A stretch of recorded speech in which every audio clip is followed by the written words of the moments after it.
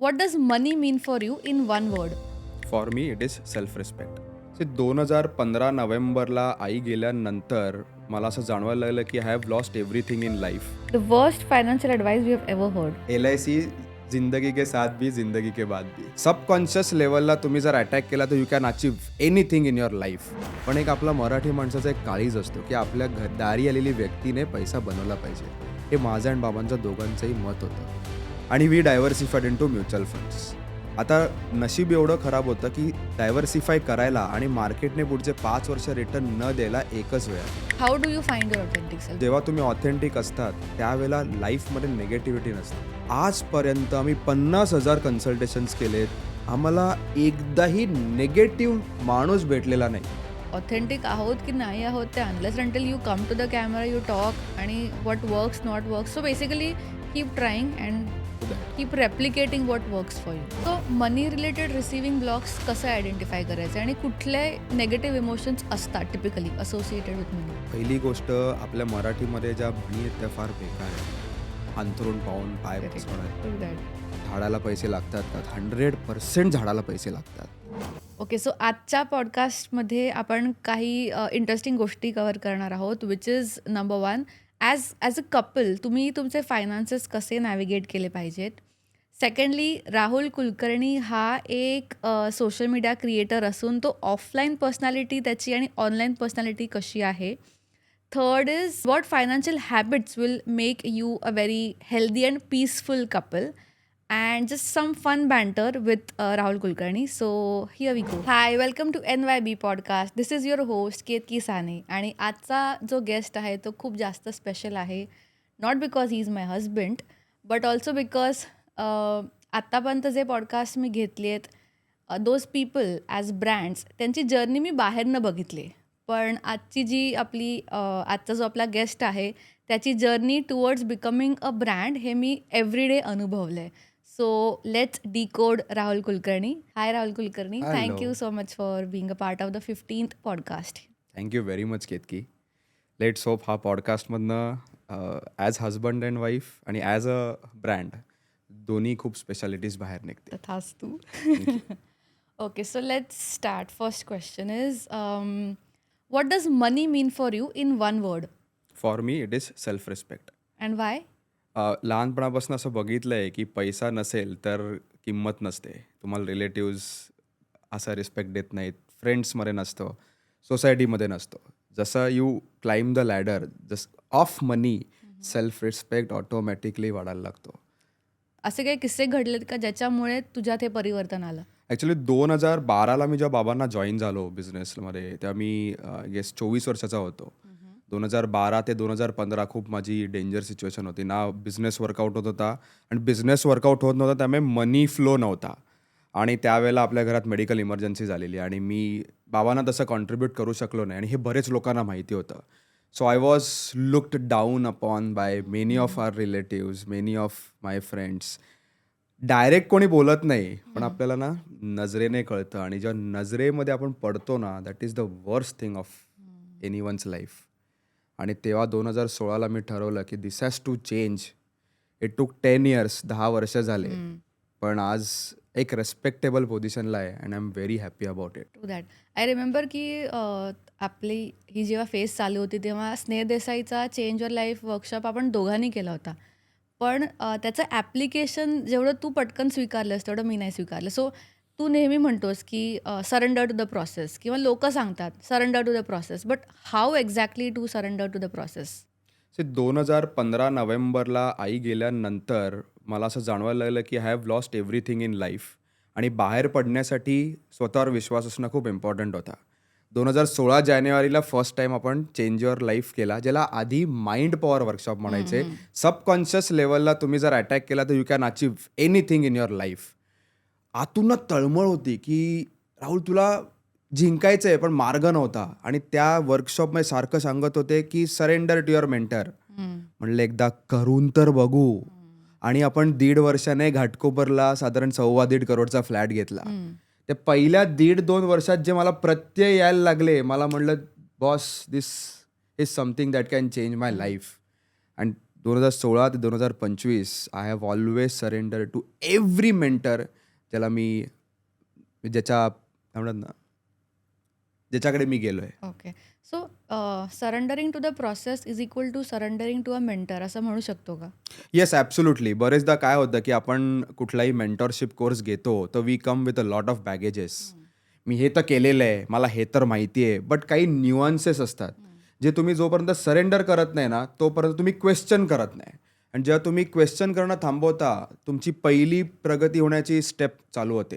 And I did exactly the same. सगळ्यांना motivation काय माहिती आहे, पण किती लोक अप्लाय करतात? करेक्ट. 100मधनं 1, 2 किंवा मॅक्झिमम 5 लोक अप्लाय करतात. पण जे अप्लाय करतात त्यांचं लाईफ 100x किंवा 1000x होतं. Got it.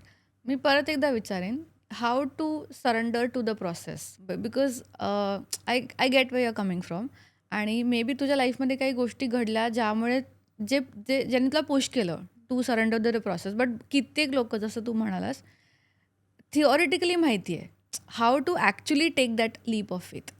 So you have 2 school of thoughts. एक आहे की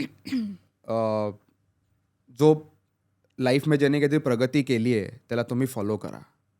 एक आहे की तुम्ही रिइन्व्हेंट करा गोष्टी. ओके. मी असा व्यक्ती आहे की मला रिइन्व्हेंट करायला एवढी बुद्धिमत्ता दिलेली नाही आहे. सो मी दुसरा पाथ जो फॉलो केला की जे लाईफमध्ये ज्यांनी प्रोग्रेस केलेली आहे त्यांना फॉलो करा. पहिल्या काही महिन्यात तुम्हाला प्रॉबब्ली रिझल्ट मिळेल, प्रॉबब्ली रिझल्ट मिळणार नाही. पण एकदा तुम्हाला तो फास्ट रिझल्ट मिळाला जो तुम्हाला असं वाटतं की ॲम्बिशियस आहे, that sets a tone for your future. And that ती प्रोसेस चालू होते अँड मग then you start surrendering to your एक मेंटर. एक्सपिरियन्स जेव्हा येतो तेव्हा Yes. It becomes easy to Yes. Surrender to the so गोलमध्ये पण मी नेहमी म्हणतो की लोक ना 10-15 वर्षाचा गोल ठेवतात. ओके, की 10 वर्षात मला फायनान्शियली फ्री व्हायचं आहे. पण या 10 वर्षाच्या गोलमध्ये ना तुम्हाला ब्रेकडाऊन करून 1, 2, 5 वर्षाचे गोल्स ठेवले पाहिजे. बरोबर. जेणेकरून वेन यू टेस्ट सक्सेस तुम्हाला ना त्या प्रोसेसची मजा यायला Got लागते. it. आणि ते प्रोसेसची मजा घेणं is very important. Interesting. Rahul Kulkarni equals mutual fund, ही क्लॅरिटी तुला कधी आणि कशी आली? बिकॉज बरेचसे ब्रँड्स स्ट्रगल करतात to arrive at this niche or positioning. खरं सांगू तर मला क्लॅरिटी कधी आली मला पण नाही माहिती. But I come from a stock market background. Okay. बाबा 1992 पासनं होते. मी 2012ला जॉईन झालो. 2016 पर्यंत असं होतं की लोक इन्व्हेस्टर्स पैसेच कमवत नाही आहेत. And we were brokers. आम्हाला काही देणं घेणं नव्हतं. पण एक आपला मराठी माणसाचा एक काळीज असतो की आपल्या दारी आलेली व्यक्तीने पैसा बनवला पाहिजे. हे माझं आणि बाबांचं दोघांचंही मत होतं. आणि we diversified into mutual funds. आता नशीब एवढं खराब होतं की डायव्हर्सिफाय करायला आणि मार्केटने पुढचे 5 वर्ष रिटर्न न द्यायला एकच वेळ आली. But I am a very data person. Data सांगत होता की 5 ते 6 वर्षात रिटर्न्स बनायला सुरुवात होते. 2021ला पहिल्यांदा मला असं जाणवलं की ज्या लोकांनी पेशन्स दाखवला दे आर मिंटिंग मनी. आणि मग मी लोकांना सांगायला सुरुवात केली थ्रू सोशल मीडिया. लोकं आली. त्यात 2022-23ला मला असं वाटलं की Rahul Kulkarni is a good speaker, is a good communicator. लोक विश्वास ठेवत आहेत. अँड द बेस्ट वे हे लोकांच्या लाईफमध्ये आपण एक म्हणू ना की चांगली गोष्ट करू शकतो इज थ्रू म्युच्युअल फंड्स. हे सर मला असं वाटतं 2022-23ला झालं असेल. सो टू क्विकली समराईज, 4-5 गोष्टी एकत्र यायला लागतात to maybe find your calling or niche. One is ती भूक असायला पाहिजे. सेकंड इज राईट मेंटॉर्स मिळायला पाहिजेत. थर्ड इक्वली इम्पॉर्टंट इज की तेवढा पेशन्स द्यायला पाहिजे बिकॉज द प्रोसेसला ते सक्सेस होण्यामध्ये काही काळ जातो. So you have to all of these things have to come together. First thing आग असणं खूप इम्पॉर्टंट आहे. ती आग लोकांकडे नसते. Rest everything follows. Okay. Okay. Also because you mention this, आपण बरेचदा म्हणतो की आपलं जसं फ्रेंड सर्कल असतो तसे आपण बनत जातो. सो आग असणं आणि फ्रेंड सर्कल राईट असणं ह्याच्यात काही साम्य आहे का? म्हणजे माझं असं आहे की पॉझिटिव्ह माइंडसेट तुमचा असला तर तुम्ही तशी लोक त्या स्टेजला अट्रॅक्ट करत जाता. बरोबर. पहिले माझ्या लाईफमध्ये अशी लोक होती की त्यावेळेच्या मनी माइंडसेटला ती बरोबर होती.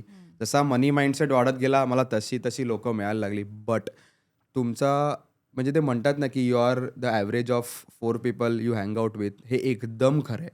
माझा जो आत्ताचा ग्रुप आहे they are all are very successful managing around 200-300 crores of AUM. So आमच्या पैशाबद्दलचं जे एक माइंडसेट आहे तो कम्प्लिटली डिफरंट आहे.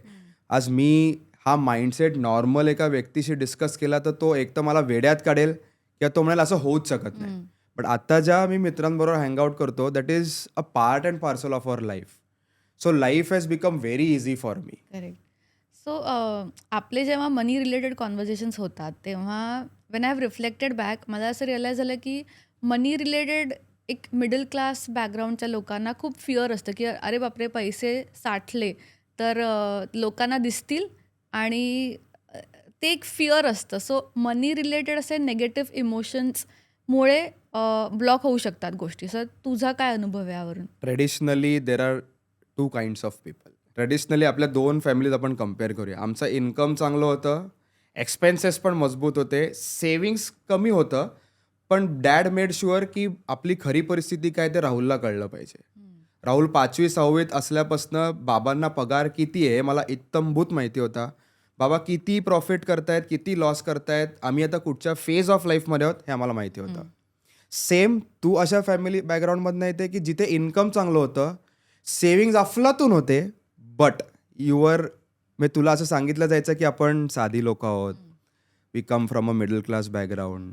सो जेवढ्या लहानपणापासून तुम्ही शेप करता मुलांना तेवढं जाऊन पुढे त्यांचा माइंडसेट पैशांबद्दलचा बदलत जातो. आता मी समजा माझा मुलगा लहानपणापासून 10 लाखाचं बंडल दररोज खेळत राहिला तर त्याला काय वाटेल, it is a normal paper, तो फटाफट मोजेल. बट मी त्याला कधी 50 रुपयाची नोट पण नाही दिली, नको रे बाबा ह्याच्याकडनं हरवली तर त्याला ती भीती राहील अबाउट मनी की माझ्याकडनं हरवू शकतात, काही झालं तर बाबा ओरडतील. These are very important things जे लहानपणापासून तुम्ही तुमच्या मुलांमध्ये इम्बाईब करणं खूप इम्पॉर्टंट आहे. बरोबर. So money related receiving blocks कसं आयडेंटिफाय करायचे आणि कुठले नेगेटिव्ह इमोशन्स असतात टिपिकली असोसिएटेड विथ मनी? पहिली गोष्ट, आपल्या मराठीमध्ये ज्या म्हणी आहेत त्या फार बेकार आहेत. अंथरूण पाहून पाय करेक्ट. पसरवणं. True that. झाडाला पैसे लागतात का? 100% झाडाला पैसे लागतात. ते झाड तुम्ही कसं उभं वाढवता आणि करायचं, पाणी वाढवा, तुम्ही घालता. त्याला काय खत टाकता ह्याच्यावर ते ठरवतं की तुम्हाला झाड किती फळं देणार ट्रू आहे. दॅट. सो लहानपणापासून FD बेस्ट आहे, रिअल इस्टेट बेस्ट आहे. राहुल रिस्क नको घेऊ हं, इथे पैसे बुडले तर. स्टॉक्स हा जुगार आहे. अरे तुम्ही स्टॉक असं जर बघितलं तुम्ही कधीच वेल्थ बनवणार नाही. या माइंडसेटमध्ये 90% लोकांचं लाईफ संपतं आणि at the end of life जेव्हा रिटायर होण्याची वेळ होते तेव्हा त्यांना कळतं की मी आधी हे जर माइंडसेट चेंज केलं असतं तर मी आज कुठल्या कुठे असतो. So typically you have to work on your mindset, money automatically follow होतो. आणि हे जेन्युइनली मी एक्सपिरियन्स केलं आहे आपल्या जर्नीमध्ये. देर वॉज अ टाईम जेव्हा आपण दोघे खूप असे स्ट्रगल हसलमध्ये होतो. ऑब्व्हियसली त्या त्या काळाची ती गरज असते. बट द डे तुमचा माइंडसेट स्विच होतो किंवा शिफ्ट होतो, money literally comes to you. म्हणजे ते म्हणतात ना की लक्ष्मी चंचल असते. It is like catching a butterfly. If you keep chasing it, it will run away. But the day you become calm, the day you become settled and centred within your self, money literally comes to you. So very very well said. मी याच्यावर एक example देऊ. बोल ना. पैसा हा नेहमी चंचल आहे. ह्याला मी रिलेट करतो. समजा मी एका नातेवाईकडे मला 10 दिवस राहायला जायचं आहे. ओके. मी ठरवलंय की 10-15 दिवस जाऊन मजा करायची आहे. आणि फर्स्ट डेला मला कळतं की घरी सगळेजण भांडतायत एकमेकांशी. बरोबर. मी काय विचार करीन, मी 1 दिवस थांबीन, 2 दिवस थांबीन, मॅक्झिमम तिसऱ्या दिवशी आपण कल्टी मारीन. Perfect. Same is with money. True. लोकांची वॉलेट्स फाटलेली असतात. लोक पैसे जिथे ठेवतात त्याला रेस्पेक्ट देत नाहीत. Don't ever do that. तुम्ही मनीला रेस्पेक्ट केला, मनी तुम्हाला 1000% रेस्पेक्ट देईल, रेस्पेक्टफुल वागेल. Keep that in mind. Very true. So एक तुम्ही जर काही मराठी माणूस असाल तर असं इम्पॉसिबल आहे की राहुलचं रील तुम्ही पाहिलं नसेल. सो मराठी माणूस आणि मिडल क्लास रिलेटेड एक क्वेश्चन आहे. तू लहानपणी चेस खेळायचास आणि सो चेस रिलेटेड एक किस्सा तू तुझ्या रिसेंट लाईव्हवर सांगितलेलास रिस्क मॅनेजमेंट संदर्भात. So please elaborate on that. So मला मी ज्यावेळेला स्टेट लेवल खेळलो 94ला, मी 6 वर्षाचा होतो आणि त्यानंतर मला ब्रिटिश चॅम्पियनशिप खेळायची होती. आम्ही 4 जणांचा ग्रुप होता आणि मला सांगितलं शाळेमध्ये की आयदर तुला 6माही एक्झाम, आपण त्याला काय म्हणतो, टर्मिनल एक्झाम द्यायला लागेल किंवा तुला ब्रिटिश चॅम्पियनशिप खेळायला लागेल, कारण दोन्ही डेट्स क्लॅश होत होत्या. Coming from a traditional middle class background. आम्ही एज्युकेशनला प्राधान्य दिलं.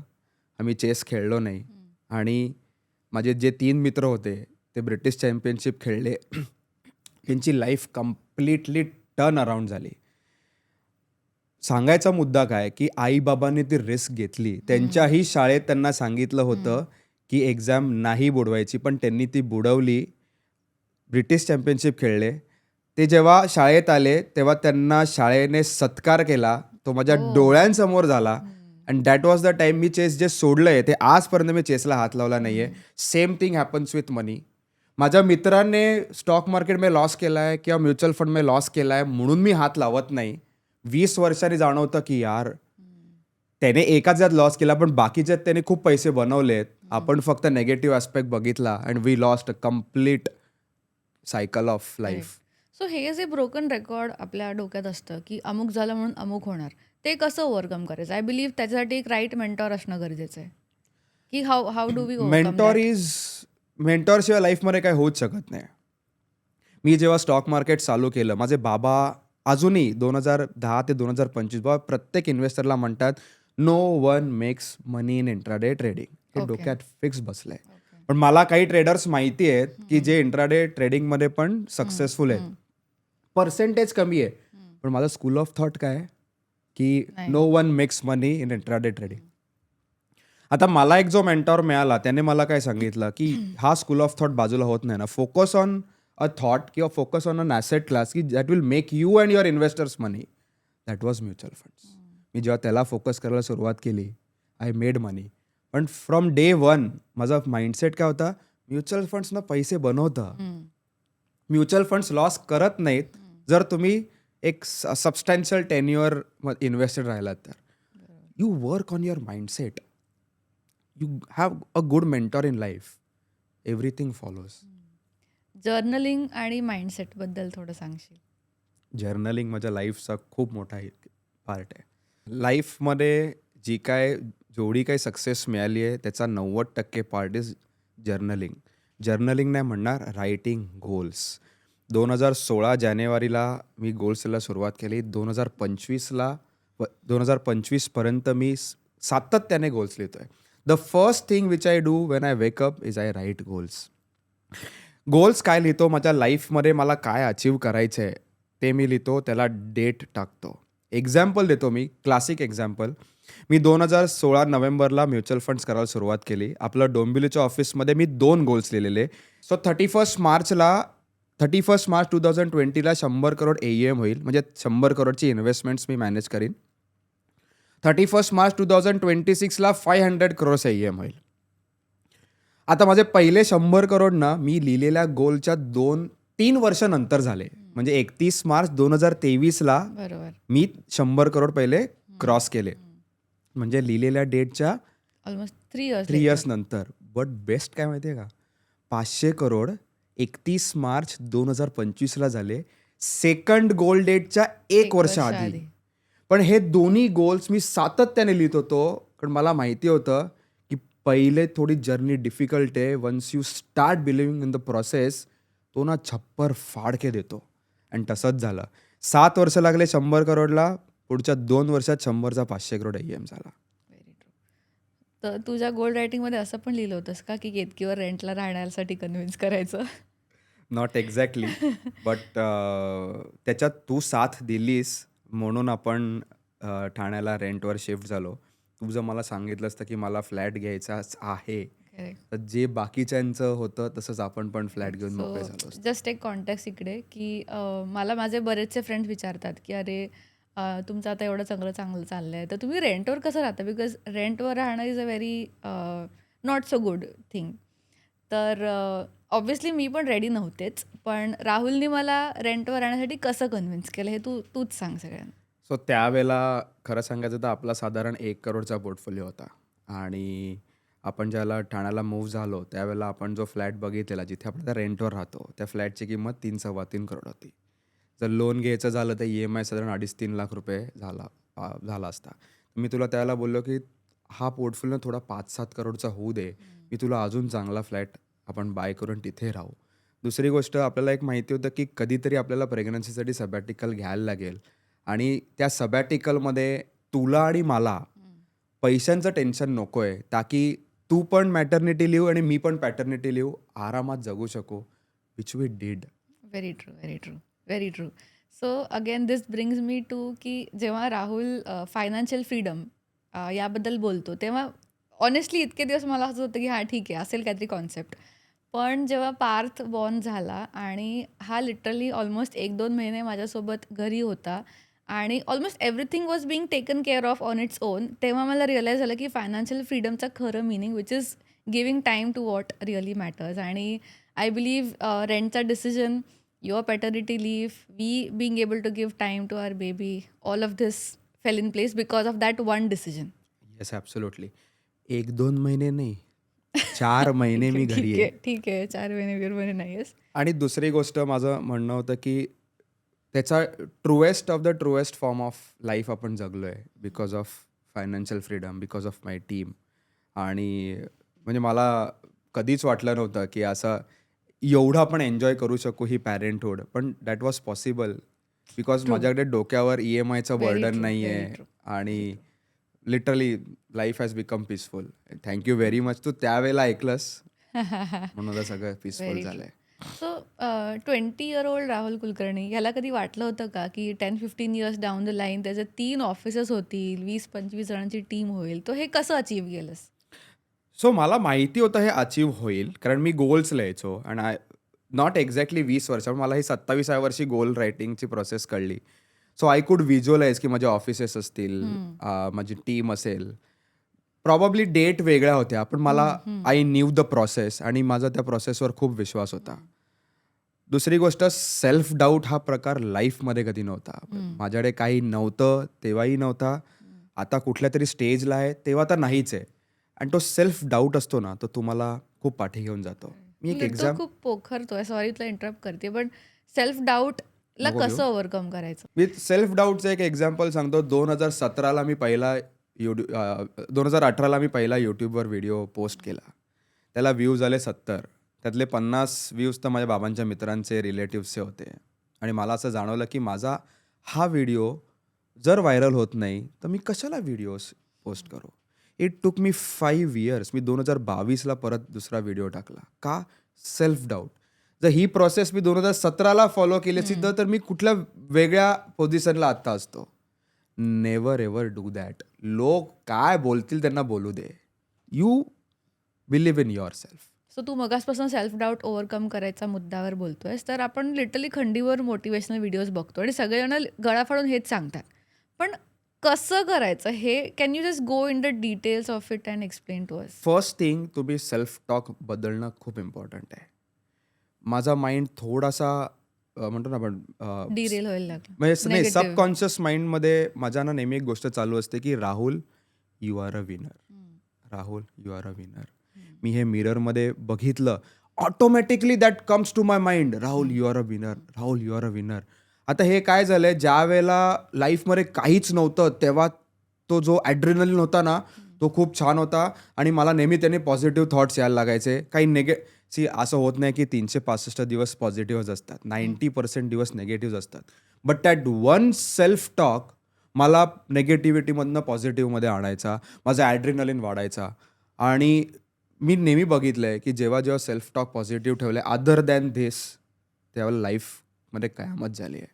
दुसरी गोष्ट, I believe in the power of giving. मला जे रुचलंय, मला जे काय म्हणतात, ज्याने मी थोडाफार सक्सेसफुल झालंय, आय हॅव ऑलवेज बिलीव्ड की मी देतोय लोकांना, त्यामुळे लोक पण अपलिफ्ट होत आहेत.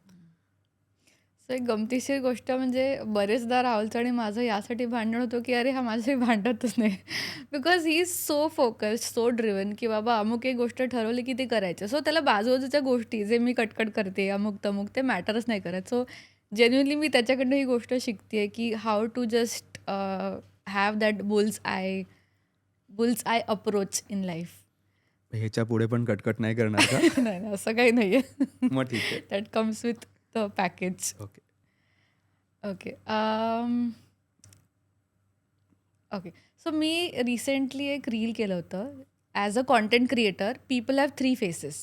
एक आहे ऑफलाईन फेस, एक आहे ऑनलाईन फेस आणि एक जे त्यांना बनायचं असतं, विच इज टिपिकली मी. माझ्या वेगवेगळ्या पर्सनॅलिटीज होत्या, आहेत कदाचित टू अन एक्सटेंट.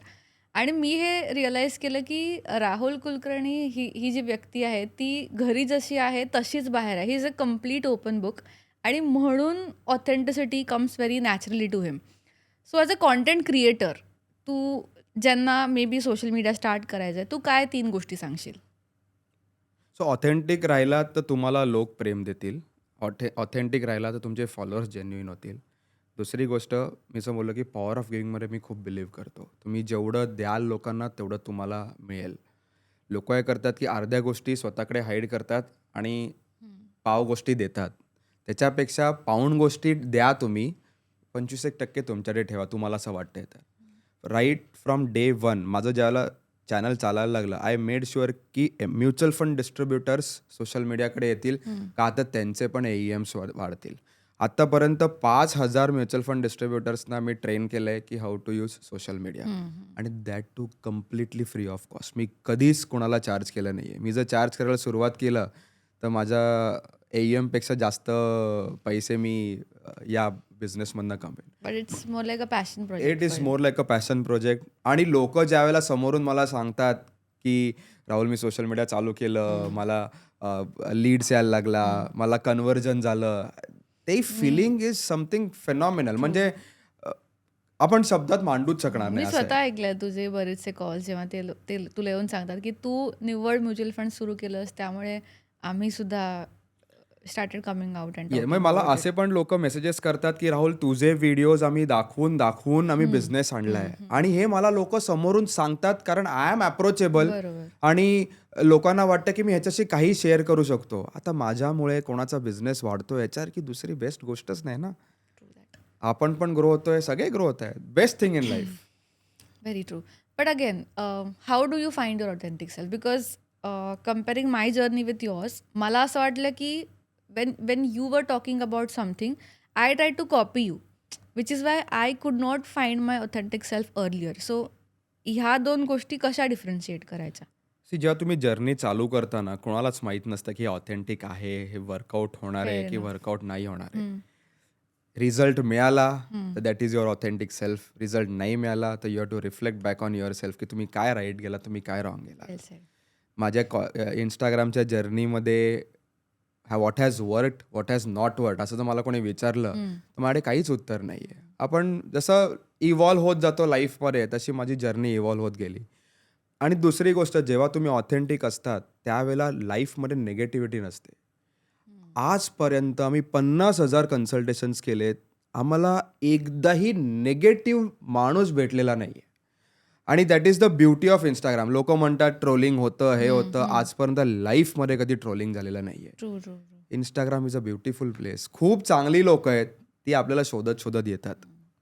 नाही मला हे तुझं पटलं की ऑथेंटिक आहोत की नाही आहोत ते unless until you come to the camera you talk आणि what works not works. So basically keep trying and to that. Keep replicating what works for you. Yes. Be consistent. Agreed. Main ingredient of every recipe. Fair enough. So बरेचसे relatives आपले किंवा आपले friends मला असं जाणवतं किंवा आपल्या कॉन्व्हर्सेशन्समध्ये पण येतं की they look up to us as like ideal couple. So आजकालच्या जनरेशनला यंग कपल्सना they are always about emotional compatibility, zodiac compatibility. So financial कम्पॅटेबिलिटीबद्दल काय सांगशील? ती तुझी एक चांगली गोष्ट होती ज्याला मी आत्ताच्या याला मला असं कळतं की that is the best green flag. Okay. From the day one तू 50% बिल्स स्प्लिट करतेस. आपण ज्याला आपली कोर्टशिप सुरू झाली 2005ला तू मला पहिल्याच मीटिंगमध्ये सांगितलं राहुल जे काय बिल होईल ते 50-50%. मी म्हटलं बास और क्या चाहिए रडायला लाईफमध्ये. आलं मला. खूप 2012ला जेव्हा तुझा पहिला जॉब लागला तेव्हा मी शिकत होतो. माझं MBA चालू होतं. यू मेड शुअर की तू मला सांगायचे की राहुल मी कमवतीये तर ह्याच्या पुढे जोपर्यंत तू नोकरी लागत नाही पूर्ण एक्सपेन्सेस मी बेअर करीन. आणि त्यावेळेला माझ्या मनात पण आलं नाही की हा खर्च कसा करायचा नाही. ती कम्पॅटेबिलिटी होती, तो एक इमोशनल बॉन्ड होता आपल्यात आणि ते खूप इम्पॉर्टंट आहे. सध्याच्या रिलेशनशिप्स ना खूप मटेरियलिस्टिक आहेत. मी नाही म्हणतो की माझं बालविवाह झाला आहे, 25व्या वर्षी लग्न झालं आहे, but every decision post marriage हे आपण दोघांनी मिळून घेतलंय. आज मुलं त्यांच्या वाईफला डिसिजन घेताना विचारत नाही. मला असं आठवत नाही की माझ्या लाईफचा मेजर डिसिजन मी तुला न विचारल्याशिवाय घेतलाय. तू नाही म्हणाली आहेस तर मी थांबलोय. वी रिफ्लेक्ट बॅक की का नाही करायचा, का करायचा. बट एव्हरी बिग डिसिजन हा आपण दोघांनी मिळूनच घेतलेला आहे. आणि त्याच्यात मी म्हणतो ना की ॲज अ वाईफ तुला पण सॅटिस्फॅक्शन खूप आहे. सो तू मला नेहमी म्हणतोस की women have to take the lead when it comes to financial discussions आणि you really walk the talk. तुझ्या ऑफिसमधले 90% वर्कफोर्स फिमेल्स आहे. अगेन ह्याचं कुठेतरी काही कनेक्शन आहे का वेर इन वी से की money is equal to a feminine energy. So तुझी जी टीम आहे विमेन फोर्स आहे have they been your lucky charm? Yes 100%. आज राहुल कुलकर्णी आहे because of my team. Financial freedom आहे that is also because of my team. So मी असं बघितलं की 2019 पासून माझी जी आता कोर टीम फॉर्म झाली आहे, they R very dedicated, they are very consistent. दुसरी गोष्ट त्यांची आणि माझी वेवलेंथ ही 100% मॅच होते. जेव्हा कोणी एक मेल येतो कंपनीमध्ये, he comes with a lot of baggage. मी असंच काम करणार, मला अशाच सुट्ट्या पाहिजेत. Females are very flexible. Okay. So कपल्समध्ये फायनान्सेस रिलेटेड एक हेल्दी डिस्कशन कसं असावं? पहिली गोष्ट म्हणजे डिस्कशन करताना बायको आणि नवरा हे एकत्र असणं खूप इम्पॉर्टंट आहे. सध्याचा खूप ट्रेंड आहे. माझ्याकडे नवरा बायको येतात आणि सांगतात की बायकोचं फायनान्शियल प्लॅनिंग वेगळं करायचं आहे, नवऱ्याचं वेगळं करायचं आहे. तिच्या इन्व्हेस्टमेंट तिच्या आहेत, माझ्या इन्व्हेस्टमेंट माझ्या आहेत. दोघांना माहिती नाही पाहिजे की काय कोणाकडे किती पैसे आहेत. This is not how you plan Work as your a team. Finances. You are a team आणि जेव्हा तुम्ही एकत्र फायनान्शियल प्लॅनिंग करता, your probability of success is very high. आणि तुम्ही एकत्र इन्कम करता, एकत्र एक्सपेन्स करता, एकत्र सेव्ह करता, तुमची सक्सेस होण्याची प्रोबॅबिलिटी खूप वाढते. बिफोर वी रॅप अप एक क्वेश्चन. पॉडकास्ट होस्ट केतकी आणि पार्टनर केतकीमध्ये काय सिमिलॅरिटीज आहेत? बापरे एवढा विचार. Oh my God. आणि काय पुट करायचं मला कळत नाही. हे पण घेणार आहे. सो मला एक माहिती आहे की Ketaki is very focused on what she does. So दोन तीन गोष्टी आहे that sets her apart is. पहिली गोष्ट म्हणजे she has very good listening skills. मी एवढं लाईफमध्ये बोलतो आणि ती ऐकते, त्यामुळे मला माहिती आहे की केवढं लिसनिंग चांगल्या स्किल्स पाहिजेत. दुसरी गोष्ट, तिच्यासारखं कम्युनिकेशन स्किल्स मी कुठे बघितलंच नाही. हे तर मी माझ्या मित्रांनाही सांगतो की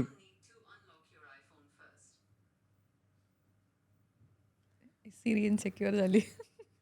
मी तर हे नेहमी मित्रांना पण सांगतो की नवरा आणि बायकोमध्ये हेल्दी कम्युनिकेशन स्किल्स कशा असाव्या हे केतकीकडनं शिकलं पाहिजे. कारण मला कम्युनिकेशन करता येतं, पण मला प्रोफेशनली खूप करता येतं. प्रॉबब्ली पर्सनल लेवलवर मी त्या स्किल्स लॅक करतो. Good confession. येस. त्या केतकी ती गोष्ट नेहमी भरून काढते. आणि तिसरं आहे की इमोशनल ॲस्पेक्ट केतकीचा खूप हाय आहे. सो पॉडकास्ट करताना जे एक कम्पॅटिबिलिटी लागते किंवा मी नेहमी म्हणतो की मी एवढे पॉडकास्ट केले, पण she always brings the best out of me. ते ॲज अ वाईफ पॉडकास्टर आहे किंवा पार्टनर आहे, पण शी नोज की समोरच्याला काय हवं आहे आणि समोरच्याकडनं बेस्ट कसं काढावं. Thank you thank you. Let's do a rapid fire. Yes. Who is more impulsive with money, you or me? Me. One financial habit of mind that you secretly admire?